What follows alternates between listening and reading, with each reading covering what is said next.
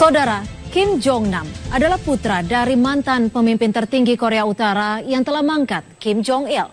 Tahun 2003, Kim Jong-nam diasingkan dari tanah kelahirannya. Ia kemudian menetap di Makau. Hidup di pengasingan tidak membuat Kim Jong-nam terkungkung. Ia kerap kali bertamasya ke beberapa negara serta menghabiskan waktu dengan menjalani hobinya berjudi.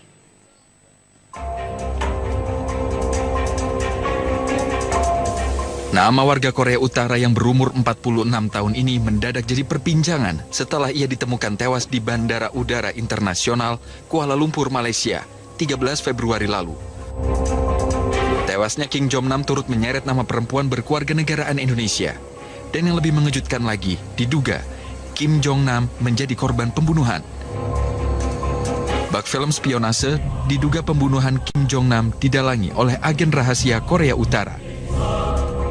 Siapa sebenarnya Kim Jong-nam dan mengapa nyawanya menjadi incaran pembunuh internasional? Kim Jong-nam adalah putra dari mantan pemimpin tertinggi Korea Utara yang telah mangkat, Kim Jong-il. Ia saudara tiri Kim Jong-un, pemimpin Korea Utara yang tengah berkuasa saat ini. Korea Utara adalah salah satu negara berpaham komunis yang tersisa. Kami gambarkan silsilah dinasti penguasa Korea Utara. Kim Il-sung adalah pemimpin tertinggi pertama Korea Utara saat dibentuk tahun 1948. Dari pernikahannya dengan Kim Jong-suk, Kim Il-sung memiliki putra Kim Jong-il. Seperti layaknya dinasti negara komunis, Kim Jong-il naik menjadi pemimpin tertinggi Korea Utara, menggantikan Kim Il-sung yang wafat pada tahun 1994. Kim Jong-il kemudian menikah dengan Ko Hyung-hui dan mempunyai putra Kim Jong-un. Namun sebelum menikah, Kim Jong-il telah memiliki seorang putra, Kim Jong-nam, hasil hubungan rahasianya dengan seorang aktris Korea Utara, Song Hye-rim. Tak seperti warga negara Korea Utara lainnya yang terkucil dari dunia luar, Kim Jong-nam justru menghabiskan masa mudanya di sekolah prestisius di Jenewa, Swiss, dan Moskow, Rusia. Kim Jong-nam awalnya digadang-gadang sebagai pengganti Kim Jong-il kelak. Namun sebuah insiden di tahun 2001 membuat hubungan ayah dan anak tersebut renggang. Saat itu Kim Jong-nam kedapatan berusaha memasuki Jepang melalui Bandara Narita dengan menggunakan paspor palsu. Alasan kedatangan Kim Jong-nam ke Jepang, ia ingin berkunjung ke Tokyo Disneyland. Insiden ini menjadi tamparan keras bagi Kim Jong-il. Kim Jong-nam dianggap mempermalukan pemerintahan Korea Utara. Tahun 2003, Kim Jong-nam diasingkan dari tanah kelahirannya. Ia kemudian menetap di Makau, Cina, dan Kim Jong-un menggantikan posisinya sebagai penerus tampuk pemimpin tertinggi Korea Utara. Hidup di pengasingan tidak membuat Kim Jong-nam terkukung. Ia kerap kali bertamasya ke beberapa negara serta menghabiskan waktu dengan menjalani hobinya berjudi. Ia bahkan disebut-sebut beberapa media internasional menjalani hidup bak playboy. Kim Jong-nam diketahui memiliki sedikitnya 6 orang anak dari 2 istri dan 1 selir. Tinggal jauh dari tanah kelahiran rupanya tak membuat Kim Jong-nam luput dari ancaman pembunuhan. Dikutip dari Kepala Intelijen Korea Selatan, upaya pembunuhan terhadap Kim Jong-nam juga pernah terjadi di tahun 2012. Diduga upaya pembunuhan ini adalah perintah dari sang adik tiri Kim Jong-un yang telah bertahta sebagai pemimpin tertinggi Korea Utara, menggantikan sang ayah Kim Jong-il yang tutup usia di penghujung tahun 2011. Kim Jong-un memang punya reputasi kejam dalam menghabisi lawan politiknya. Tahun 2013 ia bahkan mengeksekusi pamannya sendiri, paman yang kebetulan dekat dan merupakan pendukung Kim Jong-nam. Dan tampaknya Korea Utara akan menutup kasus tewasnya Kim Jong-nam dan akan melokalisasi kasus ini menjadi bagian penyidikan di Malaysia, tempat pembunuhan terjadi.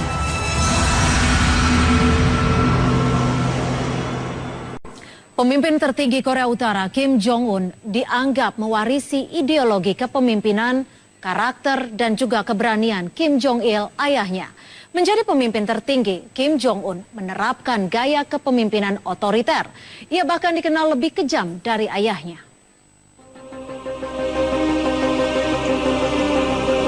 Kim Jong-un, pemimpin tertinggi di Korea Utara. Ia memimpin setelah ayahnya Kim Jong-il dimakamkan pada 28 Desember 2011. Kim Jong-un adalah putra ketiga Kim Jong-il. Memimpin di usia 34 tahun, Kim Jong-un adalah kepala negara termuda di dunia saat ini. Bukan hanya sebagai kepala negara, Kim Jong-un juga dinobatkan sebagai pemimpin tertinggi partai dan militer. Tidak lama setelah diangkat menjadi pemimpin tertinggi Korea Utara, pada akhir tahun 2011, Kim Jong-un diangkat menjadi panglima tertinggi Tentara Rakyat Korea. Kemudian pada tahun 2012, di waktu yang sama, Kim Jong-un diangkat menjadi sekretaris pertama Partai Buruh Korea dan ketua Komisi Militer Sentral. 2 hari berselang, ia diangkat menjadi Ketua Komisi Pertahanan Nasional. Dalam bidang pendidikan, Kim Jong-un berhasil meraih 2 gelar, yaitu di bidang fisika dari Universitas Kim Il-sung, Korea Utara, dan sebagai perwira angkatan bersenjata dari Universitas Militer Kim Il-sung, Korea Utara. Kim Jong-un dianggap mewarisi ideologi, kepemimpinan, karakter, dan keberanian Kim Jong-il ayahnya. Menjadi pemimpin tertinggi di negeri berpaham komunis, Kim Jong-un menerapkan gaya pimpinan otoriter. Ia bahkan dikenal lebih kejam dari ayahnya. Semenjak berkuasa pada tahun 2011, Kim Jong-un telah memerintahkan pembunuhan terhadap 340 orang. 140 diantaranya adalah para pejabat senior pemerintahan, militer, dan pejabat Partai Pekerja Korea Utara. Awal tahun 2016, pejabat tinggi bidang pendidikan Kim Yong-jin dieksekusi mati oleh regu tembak. Hukuman mati dijatuhkan karena Kim Yong-jin dinilai sebagai anti-partai. Yong-jin dinilai berperilaku dalam sebuah rapat majelis tertinggi rakyat Korea Utara. Tahun 2015, Menteri Pertahanan saat itu, Kya Yong-chol, dijatuhi hukuman mati. Eksekusinya dilakukan menggunakan senapan anti pesawat terbang, dilakukan di hadapan ratusan orang di sekolah militer di Pyongyang. Hukuman mati dijatuhkan lantaran Hyun Yong-chol dituding sebagai pengkhianat. Perintah eksekusi mati juga dikeluarkan Kim Jong-un kepada pamannya Jang Song-taek. Eksekusi dilakukan pada tahun 2013. Jang Song-taek yang telah dianggap sebagai pelindung Kim Jong-un kerap dijuluki sebagai orang nomor 2 Korea Utara. Ia dihukum mati lantaran dianggap hendak menggulingkan pemerintah. Tahun 2013, pemerintah Korea Utara mengeksekusi mati Hyun Song-wol yang merupakan mantan pacar pemimpin Korea Utara Kim Jong-un. Song-wol merupakan penyanyi Unhasu Orkestra. Ia dihukum mati bersama 12 anggota orkestra lainnya. Tuduhannya melanggar pasal pornografi. Jika benar pembunuhan terhadap Kim Jong-nam adalah ulah Korea Utara, maka ini bukanlah operasi pembunuhan pertama yang dilakukan Korea Utara di luar negeri. Pyongyang telah melakukannya sejak tahun 1968. Tahun 1968, militer Korea Utara memilih 31 prajuritnya untuk melakukan serangan ke Istana Kepresidenan Korea Selatan, Blue House. Targetnya adalah Presiden Korea Selatan saat itu, Park Chung-hee. 31 prajurit korut menyamar menggunakan seragam militer Korea Selatan. Namun saat di pos pemeriksaan yang berjarak 100 meter dari Blue House, mereka gagal menjawab sejumlah pertanyaan dari pasukan yang berjaga. Baku tembak pun pecah. Para prajurit korut kabur, namun sebagian besar akhirnya tewas ditembak, sisanya bunuh diri. Hanya satu yang tertangkap hidup. Sepanjang tahun 1970 sampai 1980-an, Korea Utara melakukan serangkaian penculikan terhadap warga Jepang. Mereka diculik di daerah pantai atau saat berada di luar Jepang. Para korban penculikan kemudian dilatih menjadi mata-mata Korea Utara. Mayoritas yang diculik di Jepang adalah anak-anak. Yang termuda anak berusia 13 tahun yang diculik tahun 1977. Sang anak diculik dalam perjalanan pulang usai sekolah. Korea Utara kemudian mengembalikan 5 korban penculikan, tetapi 8 korban lainnya mereka nyatakan tewas. Tahun 1983, agen intelijen Korea Utara beraksi di Rangun, Myanmar. Mereka meledakkan bom di Martyrs Mausoleum sesaat sebelum Presiden Korea Selatan Chun Do-hwan tiba. Akibat ledakan ini, 17 orang pejabat Korea Selatan tewas, 4 diantaranya adalah menteri.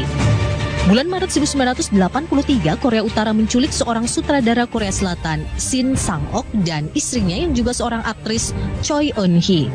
Mereka diculik di Hong Kong, lalu dibawa ke Korea Utara. Keduanya dipaksa mengembangkan perfilman di Korea Utara. Bulan Oktober 1996, giliran konsuler Korea Selatan Choi Duk-keun yang bertugas di Vladivostok, Rusia yang jadi korban pembunuhan agen Korea Utara. Di Rusia, Choi Duk-keun bertugas mengawasi warga Korea Utara yang diyakini jumlahnya mencapai ribuan orang. Choi dibunuh sebagai balas dendam atas tewasnya 22 prajurit Korut di sebuah pantai di Korea Selatan. Korea Utara menyatakan secara sepihak sebagai negara yang percaya dan bergantung pada kekuatannya sendiri. Korea Utara memiliki ekonomi komando yang terindustrialisasi dan sangat terpusat. Dari 5 negara sosialis yang tersisa di dunia, Korea Utara salah satu negara dengan ekonomi yang dimiliki negara dan direncanakan oleh pemerintah sepenuhnya. Korea Utara menganut kebijakan isolasi yang berarti perdagangan internasional sangatlah dibatasi.